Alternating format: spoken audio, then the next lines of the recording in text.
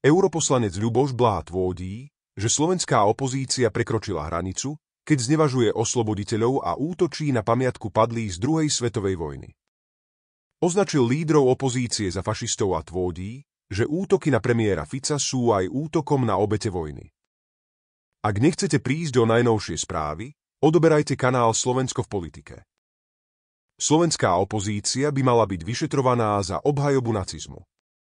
Opozícia na Slovensku prekročila Rubikon. Spustila masívny útok na naše protifašistické tradície a na našich osloboditeľov útočí špinavejšie než nacisti.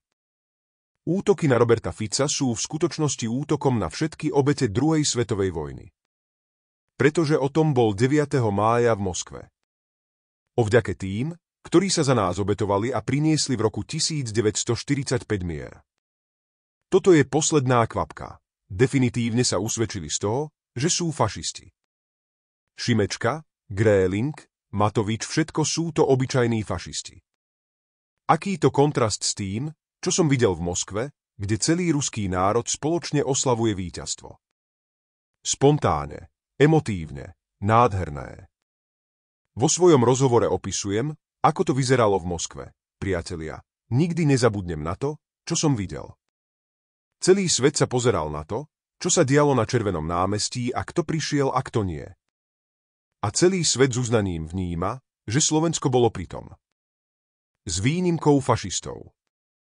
Kiež by dnešná mladá generácia viac čítala o tom strašnom utrpení Rusov, Bielorusov a ďalších národov Sovietskeho zväzu.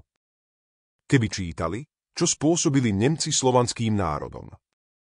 Človeku je do plaču, keď číta, ako týpeli matky, ktoré prišli o malé deti. Ako túpeli milióny ľudí, ktorí umierali v boji, vyhladovaním či v pracovných táboroch. Mučili ich, kruto ich mučili. Zomrelo ich vyše 30 miliónov. Deti by namiesto vojaka Rajena mali čítať o utrpení Rusov a potom už nikdy nebudú voliť PSK. A na záver, vážená pani Kalasová, asi vám nedošlo, čo ste spáchali, okamžite odstúpte. Hanbí sa za vás každý, kto nestratil historickú pamäť.